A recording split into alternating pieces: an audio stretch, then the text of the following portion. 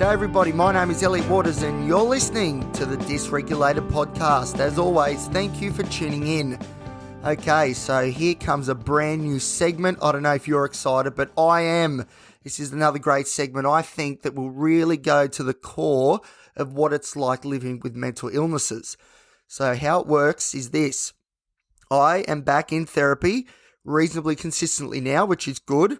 So I'm going to do recap episodes and go through the main themes and issues and things that were brought up during therapy and how it's affected me and, some things that I was saying and, what I was trying to do and what I got out of the session as well. So I reckon that's pretty cool. Again, I don't know. Is there any other podcast that does this sort of thing? I'm not sure, but this one definitely does. So yesterday I went to the my psychologist, and my plan was to record this episode yesterday, but I'll be honest with you, the session absolutely floored me. We went to the core of the meaning of life, the fundamentals of being human. There was just no stopping this train once I got going. But the thing is, this emotional train, but the thing is, when I finished, I was so exhausted and fatigued, and I had been working earlier that day at 5 a.m. too, so I'd been up since 4. It was just such a big day, I just could not get the words out here on the show. So I'm going to recap from what I remember of what happened yesterday, and that's an important point, what I remember, because when I talk about a lot of these issues, I tend to disassociate myself a little bit from them. So, for example, this podcast, like the episodes, I know the general sort of feel of what I said, but I couldn't tell you what I said in any sort of great detail during the recording of the episode, because in some ways I'm disassociating and I'm sort of talking. I don't know. I'm talking and I'm sort of watching myself in a sort of not a literal sense, but in the metaphorical sense, and it's sort of like as a third person that is viewing everything that's going on, and that's actually me, and I'm watching the other me talking into the microphone and doing the show. I don't know if that makes sense, but what I'm trying to say is that it's all a blur. It's all very hazy when I talk about these sort of deep issues. I'm not sure really why that is. I need to continue to investigate that. But when I think about what happened in therapy yesterday, I have the sort of same feelings that I do when I try and think about what I said on the podcast the other day as well. It's the same sort of thing. But this is generally what we spoke about. So I went in there and he asked how I was. And I said, up and down as I am. And hence the whole dysregulated part of the podcast. But it's funny. I was walking.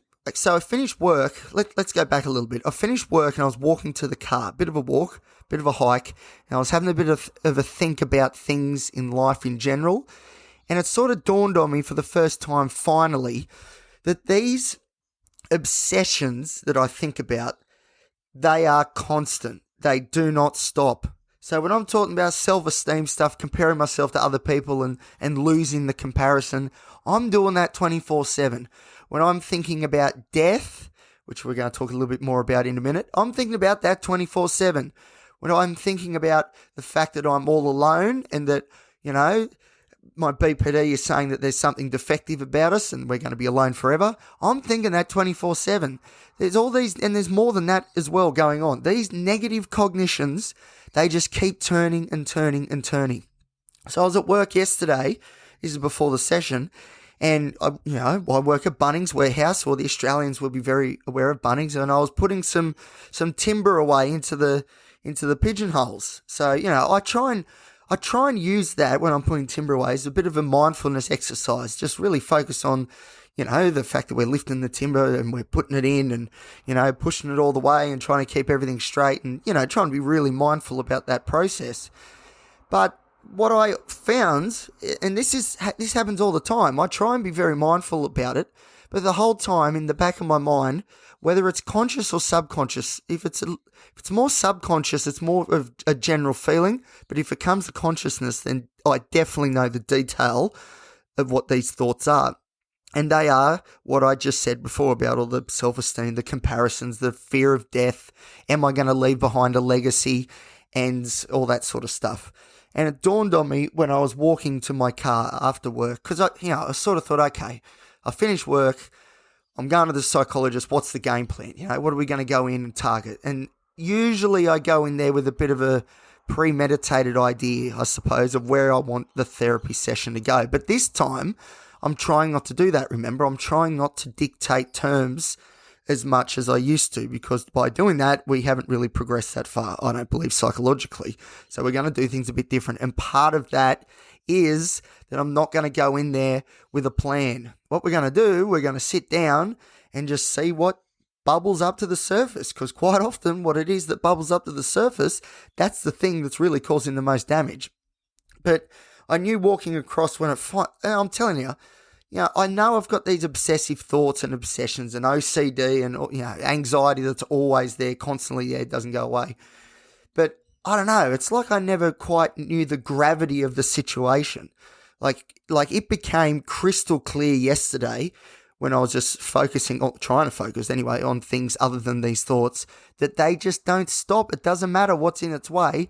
They don't stop. They are always going. I'm always comparing myself and doing all that sort of stuff. That inner critic just keeps going. I'm telling you, I know it might sound a bit weird, a bit foreign, but whether it's subconsciously, where it's more of a general feeling, or consciously, where it's a specific cognition that's really targeting, I'm telling you, these different trains of thought, they're running parallel, and they have not shown any signs of stopping anytime soon.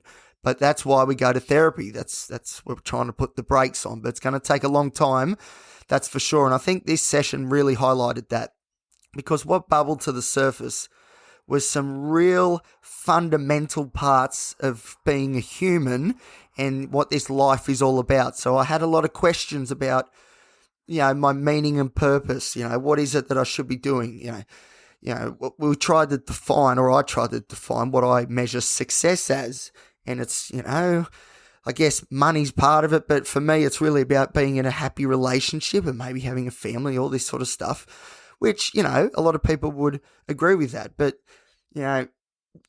there's other measures that we can use of success. And the one that we sort of focused on was this idea that, which is what I try and do anyway, which is, trying to make, people's lives a little bit better, I suppose. If I meet people, at work or whatever, I'd hope that, they would walk away from the conversation feeling that little bit better.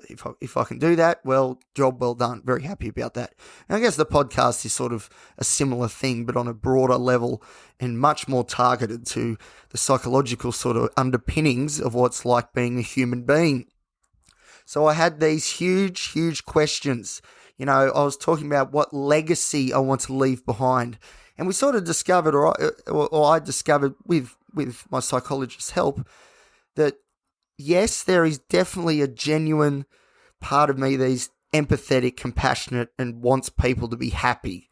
We know that is definitely locked in. But what we also sort of discovered, which again was a bit of an idea that I sort of had swirling around, but it hadn't quite crystallized for me, is that my ego, not that my ego is massive, but it's there. It's definitely there. Because I was talking about how through my charitable works and all the volunteering I do, I'd like to get, an Order of Australia medal, an OAM. So it would be Elliot Waters OAM. If anyone wants to nominate me, please go ahead. But the point is, that is driven by my ego. And I suppose in some ways, increasing the listenership of this podcast is two-pronged. One is because it will reach more people and hopefully help people and make people understand of what it's like going through mental illness, or relate to my story and, get some comfort from that. That's pretty cool. But there is that second component, which is more about building up, I don't know, not like I don't want to say persona, because I've been saying persona a lot in the last couple of episodes, but, building, well, I guess sort of like my brand, I suppose. And that is definitely, it's the smaller component, that's for sure, but it is still there. And partly we think as well that it's still there is because I don't measure success properly. My framework of reference when I'm sort of in the world and how I operate and what I, decisions I make and everything, the framework that I sort of use to do all that is a little bit damaged. It is. Only recently we found out about my Asperger's or now high functioning level 1 autism diagnosis, that diagnosis in particular, along with when I got diagnosed with BPD a couple of years ago, those two, but let's focus on the autism one for now because that is the most relevant at the moment.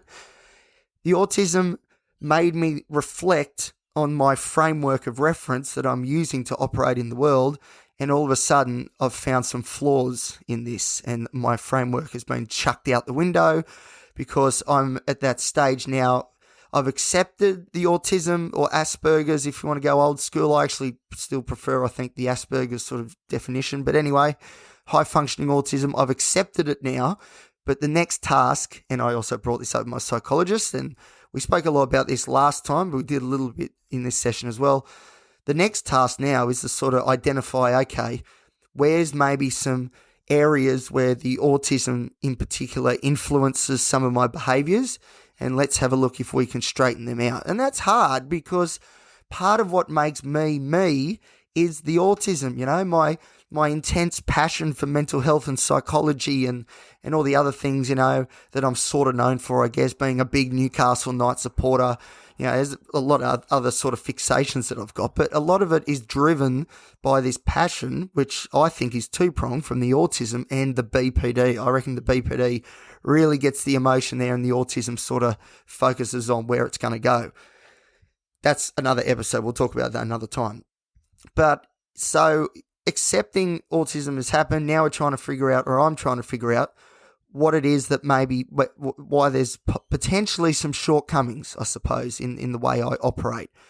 So Jean Piaget was a psychologist I can't even remember, from ages ago. Anyway, he described life as like a series of games. So the way that I sort of adapt that to today is, there's the financial game, there's the career game, there's the relationship game, there's the family game, and there's the being happy, although I hate the word happy, but let's go, the being happy game as well. Some of these games, like for example, the friendship game, so getting friends in life, I've done that pretty well, which is good. Considering the diagnosis that I've got, I've done pretty well, I think, on that front. But then there's the relationship game, not very good. There's been some false starts and some not very good endings to a couple of those games, you know what I mean? So, that's a game that probably needs to be looked at. We need to look at the rules and my skill set, considering the autism or Asperger's that I do have and the other diagnoses as well, and figure out how we can improve as a player in that game. And then you put the series of games together, put them all together, like game 1 plus game 2 plus game 3, give them a value, and I don't know, I'm making this up, and then add the values all together equals the overall game score. And the overall game is life.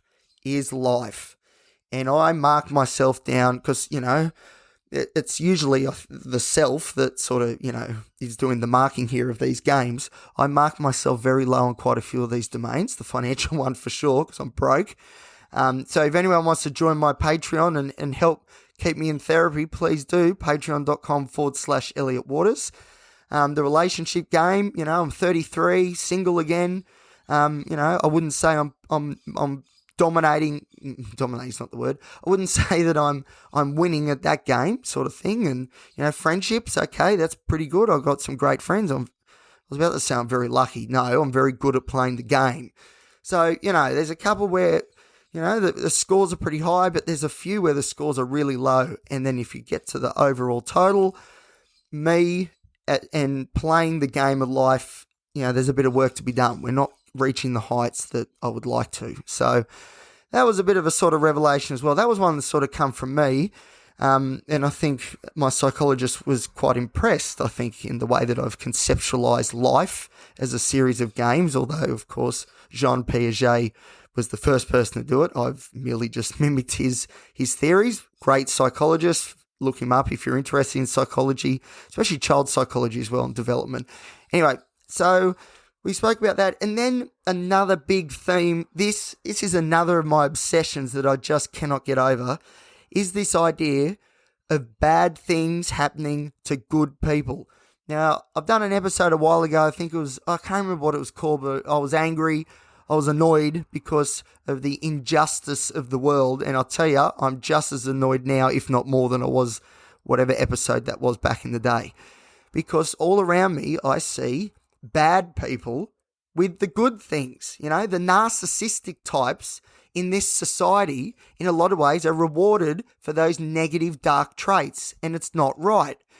But the really, compassionate, empathetic people who are high on trait agreeableness are the ones that get walked all over and use themselves often to make other people happy. Now, this might be a shock to everybody, but I am very high on trait agreeableness, very high.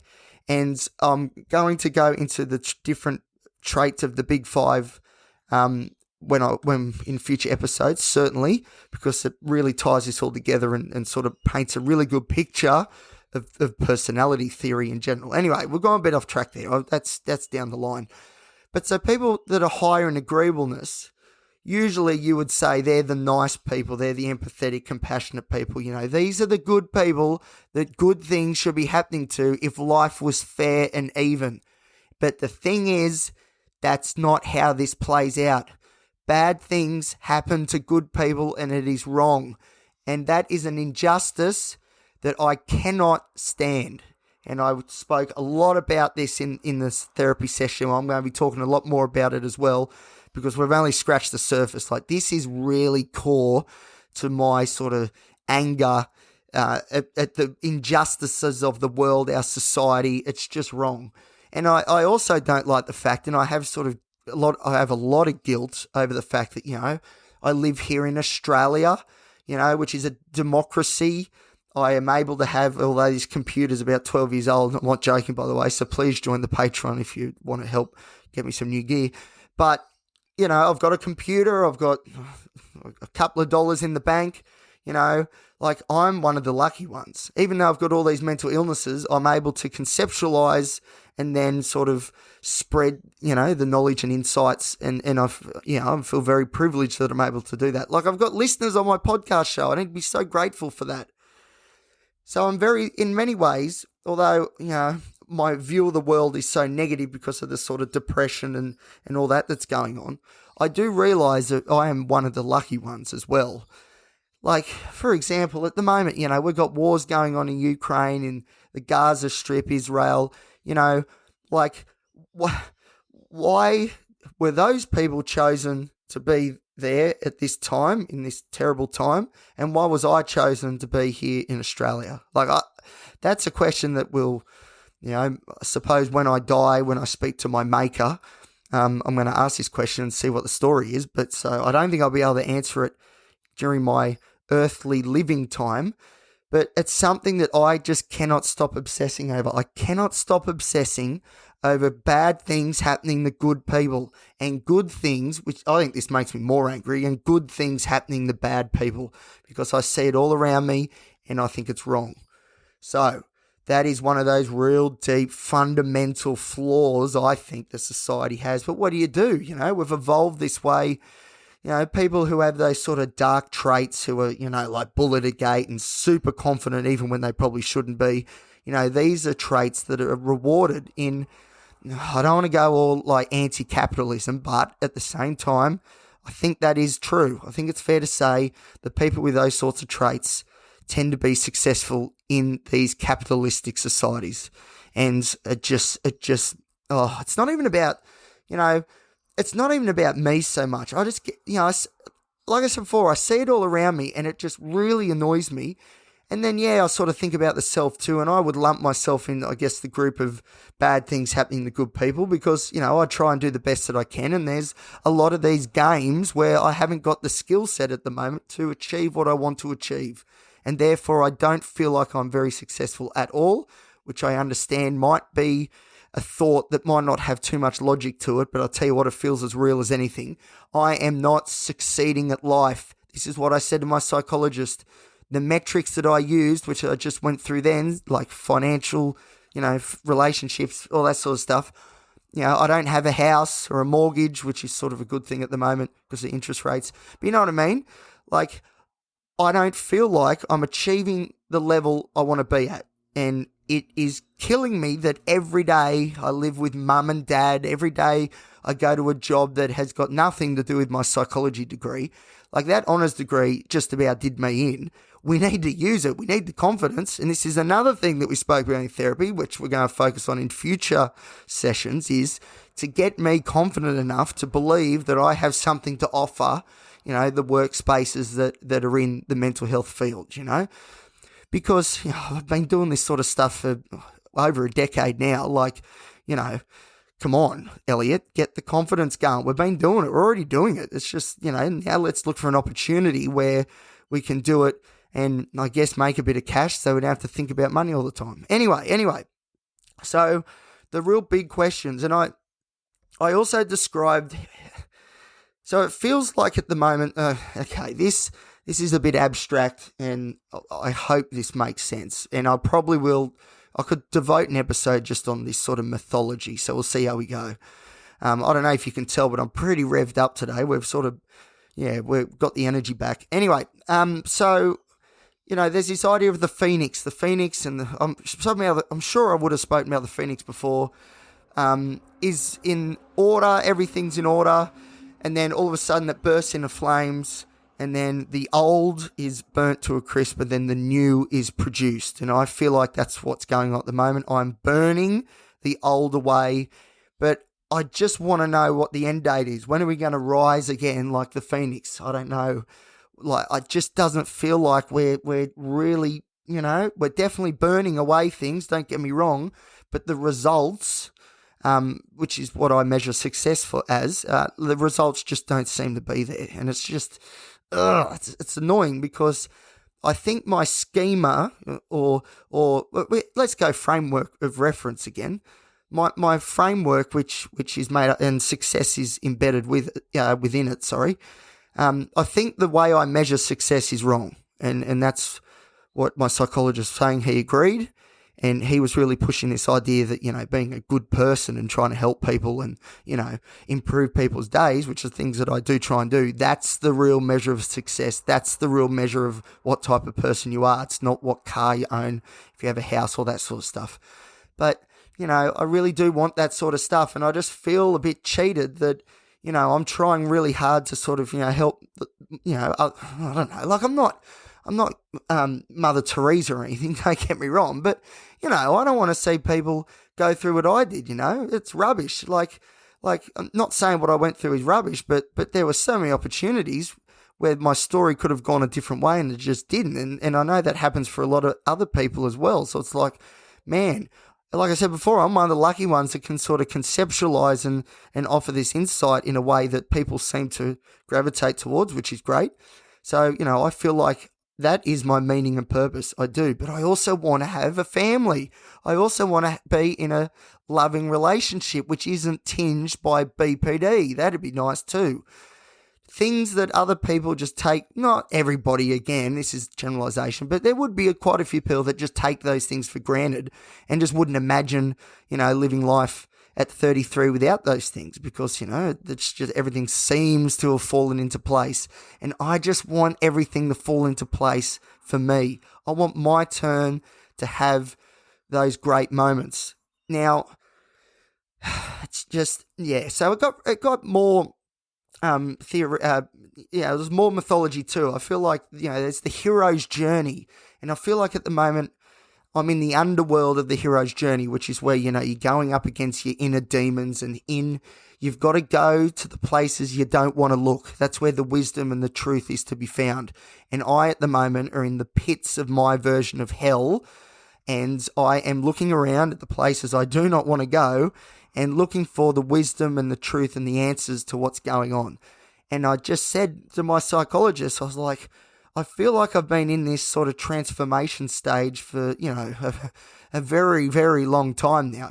I feel like I've built up lots of character, and, I do a lot of sort of projects, and I'm busy and, working hard in a few different ways. It's like, why are we still in the underworld? I should have shot up by now like the phoenix and returned to order. And I don't understand. And then the final thing that was really playing on my mind, this was a big one, is also death anxiety. I cannot stop thinking about people dying, myself dying.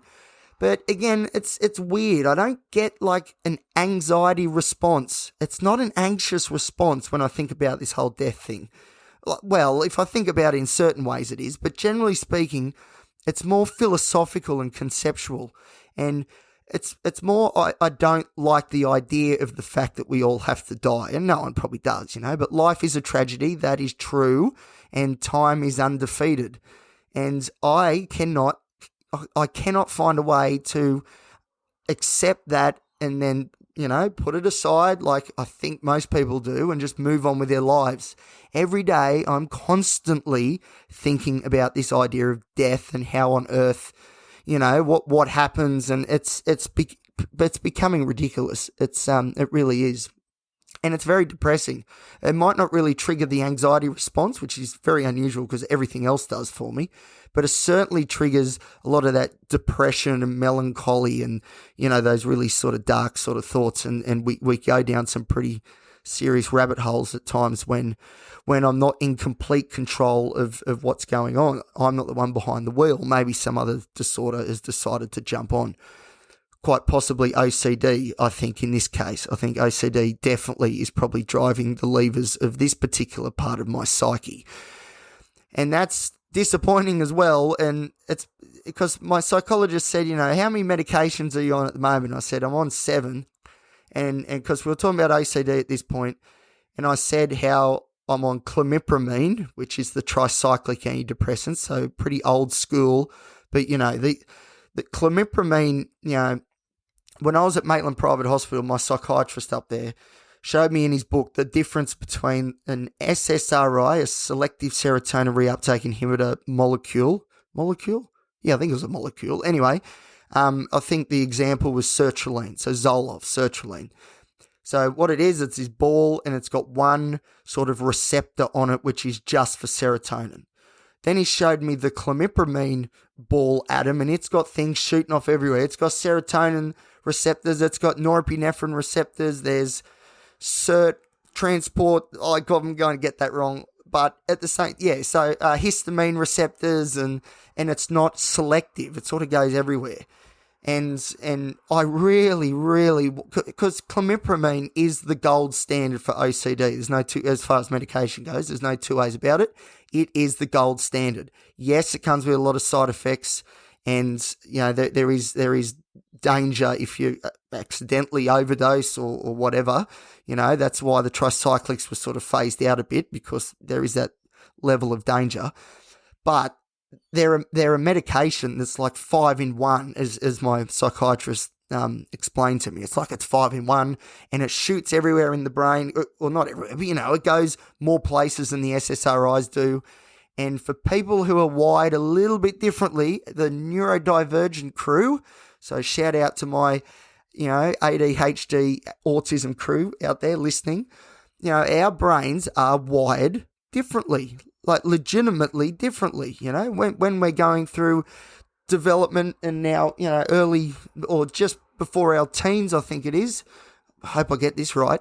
Actually, I think it's a bit earlier than that. The brain prunes neurons that aren't being used. And for people with autism, that doesn't occur at anywhere near the same rate as it does for a neurotypical person.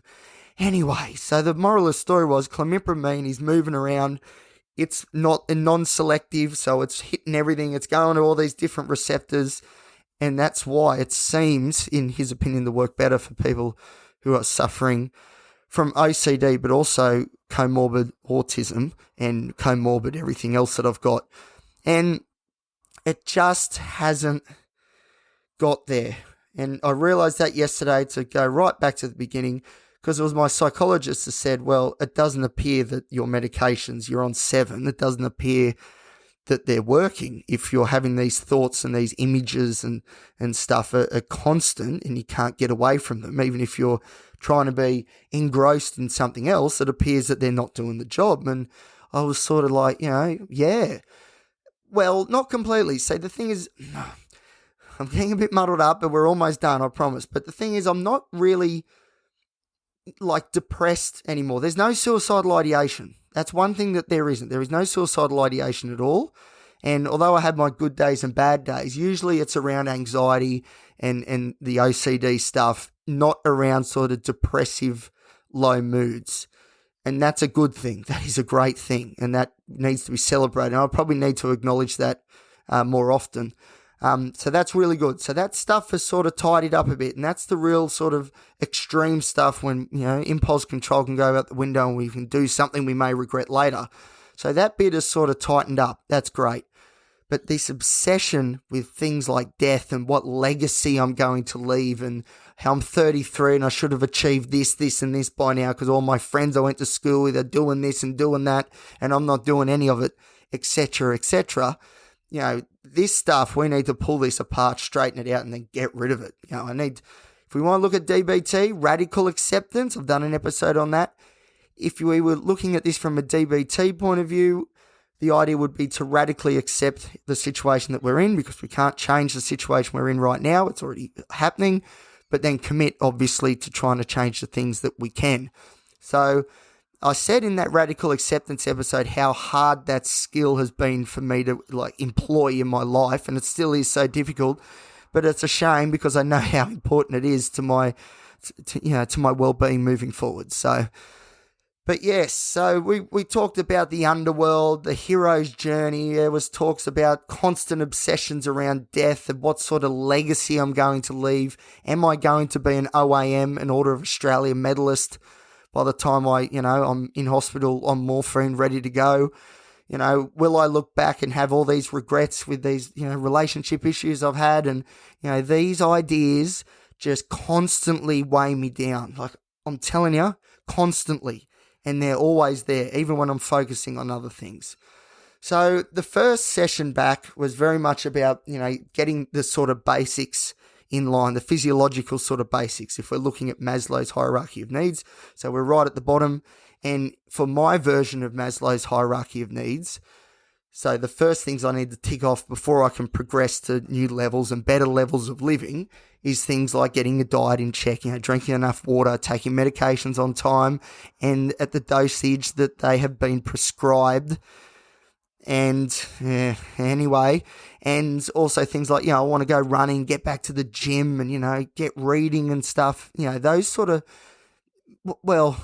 indirect, I suppose, sort of antidepressants, although I would say exercise and, they're probably as direct as anything else, but those sort of activities that are antidepressant in nature, the idea is if I can get those down pat and it's locked in, these routines, which I keep going on about, if I get these routines locked in, then that enables me to unlock the next level of progression up Maslow's hierarchy of needs, and then we can start to look at the cognitive stuff. Because if I'm just lazing around eating McDonald's, feeling terrible about myself, but doing nothing about it, you just dig that hole and the depression will come back. I know it will because this has happened before, and I know the depression is still there. It's not at the forefront of my mind at the moment, but trust me, it is there waiting for an opportunity. But the idea is if I can do these basics, that puts a very big wall up against me, the self, and these disorders. And I think depression is the first one that will find it really, really hard to scale this wall if I get all those things into my, routine and habit and daily living. So just a little bit on that very quickly. I'm about to finish, over half an hour. This is a long one. Yeah, how good's this? I was going really well with the gym, but then I've dropped off. Actually, I also spoke, this is the first thing I spoke about in therapy, sorry, I forgot, which was, because he obviously asked, how are you going with the basics? Are you locking them in? Are you building that wall? And I said, well, typical Elliot, he'll do it for 2 weeks, be obsessed with it. I was going to the gym twice a day. Then all of a sudden, I haven't been for a week. Same thing with running. I was running every day and now I haven't been for a run for 2 weeks. And this always happens, and it's so frustrating. So we're going to also work on that as well. So to sum up, there's some big sort of psychological, philosophical ideas that are weighing me down and are being driven by OCD and just keep going. We need to slow these thoughts down with a medication is probably the best way to do it. Unfortunately, clomipramine, I don't know, maybe without the clomipramine it'd be even worse, but I think we need to get to a better point, because if they don't slow down enough, it's very hard to employ the psychological interventions. But it is the psychological interventions that will eventually get us the life that we want to live.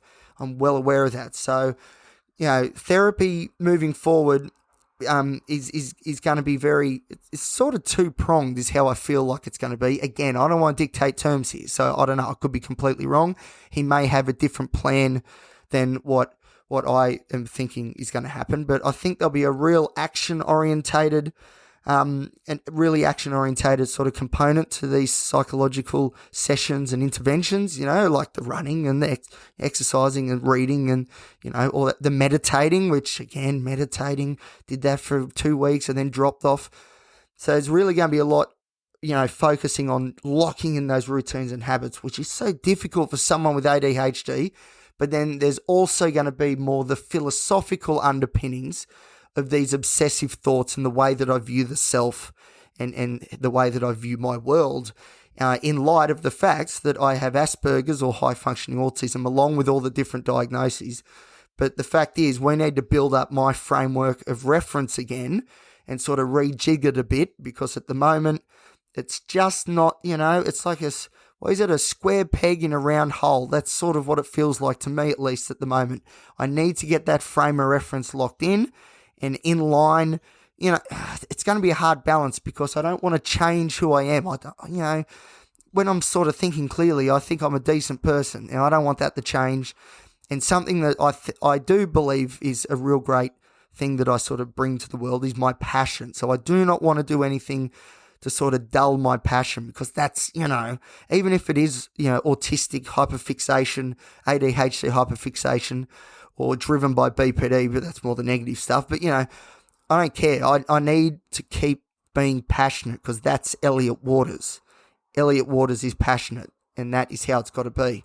But I think we can tweak this frame of reference so we get better at playing some of these games. I need to start kicking more goals, and I really hope that this is a bit of a turning point, because, as I said, I wasn't really planning on saying this or saying that. I did have that epiphany walking to the car that these thoughts are obsessive and don't stop. But even when I walked in, that, I wasn't thinking about that thought completely. I'd sort of push it aside and thought, okay, we'll see what rises to the surface. We did our little greeting. How you been? All good. And I always ask questions that psychologists should be asking me. I'm like, how you been? How's it going? It's like, no, we're here for me, not for them. But anyway, so once we got the formalities underway, I basically said I'm just going to see what comes up here, and I think that's going to indicate the real target areas we need to look at, and that's what come up. The meaning of life, meaning and purpose. Will I leave behind a legacy and get that OAM medal? Is that being driven by the ego, which it seems to be a little bit? How do I measure success? Why am I not playing the games, certain games of life, as well as other people? Why do I find that more difficult? And how can we sort of get into a headspace to try and fix that? And part of that is still to lock in those basics, like the exercise and the diet. So there's a lot of work to be done. I'll tell you what, it was a big session and it could have gone for hours. I did get the impression, I don't think my psychologist listens to this podcast, but he should. I might even I'd love to get him on for an interview one day. What I'd like more is I'd love to actually record one of our sessions and upload that. That I can guarantee no other podcast has even thought of doing. So I don't know. I'll go get permission and sort of work around that a little bit. There's some formalities and legalities that are involved in that. But geez, that'd be cool. But I'd love to at least get him on and interview him about, what's like being a clinical psychologist. But I do have the feeling that I sort of, blew him away with some of the imagery and the mythology and, the philosophical stuff that I was coming up with. Like we went deep, like my version of hell and, just, looking at societal structures and, the games of life. It's like, these are the big ticket issues. And I tell you what, I ran at them with every ounce of speed that I had, and we just barreled through.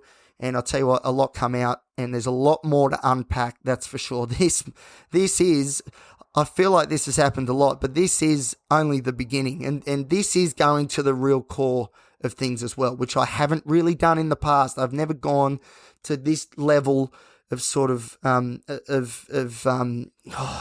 this level of abstraction, I suppose, these real fundamentals. All right, I've got a feeling I might be repeating myself. Thank you, everybody, for listening. Bit of a longer one there. So for the people that listen on your commute to work or whatever, that's great. I hope that you are entertained by this episode and gain some insight, and everybody, obviously, not just the commuters, and gain some insight into what it's like, at least for me, going into therapy and what sort of issues and things we talk about and what it is that we're going to come up with to try and counteract those negative thoughts and cognitions that just do not stop. Anyway, thank you very much. I did mention the Patreon before. If you want to join the Patreon, you can do so, patreon.com/Elliot Waters, and help me get a new computer and help me stay in therapy. That would be great because I'm still so poor. I'm trying to win the game of finance, but I'm just not very good at it. But anyway, hopefully we'll improve soon. And of course, you can also reach out and follow me on Instagram at elliot.t.waters, and you can follow the show at thedysregulated.podcast. All right, that was a big one. I'll tell you what, I'm not quite as fried as I was yesterday when I walked out of the psych office, but I'll tell you what, I'm not far off because that's some pretty hard-hitting stuff. But hey, this is life. This is my life. This is what life is like for people, so many people in their own individual ways, living with mental illness. This is serious stuff. Make no mistake. All right, thanks for listening, everybody, and I'll see you next time here on the Dysregulated Podcast.